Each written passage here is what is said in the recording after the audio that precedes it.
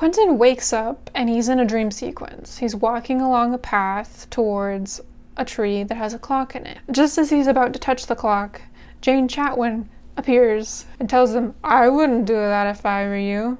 Time magic is tricky, and it won't stop the beast. You need to get off the garden path if you want to survive." Awake for real now, Quentin gets the lowdown of break bills. It's a 3-year graduate program that exists to reveal your innate ability and to hone it to the highest degree. The Yale interviewer from earlier was sent by Break Bills, but unfortunately passed away before he was able to invite him because of a diabetic incident where apparently he ate some Oreos and didn't properly dose himself, and it led to his death.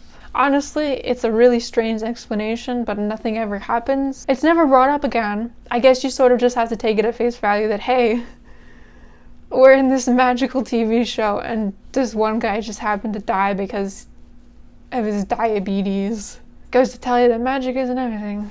Quentin is sent to put down his belongings in his room, briefly meeting his roommate Penny, but then Elliot and Margot, 2 second years, come along to give him an unofficial tour of the campus. They tell us students are divided into different emphases. There's physical, illusionist, nature, healer, knowledge, and psychics. Failure isn't an option here. To fail means to get your memory wiped. Margot tells him to stick on the garden path to get through break bills. During the tour, Quentin notices 2 students who look very morose, and Elliot says they are 2 of half of the remaining 3rd years who went missing, and nobody knows what happened to the other 16. In the first class, the professor calls Alice to the front of the room to give a demonstration of her magic. She turns a glass bead into a tiny dancing chorus. Penny, Quentin's roommate, flirts with another student, Katie, which leads to them hooking up. After class, Quentin hangs out with Margot and Elliot. Margot recognizes Alice as Alice Quinn.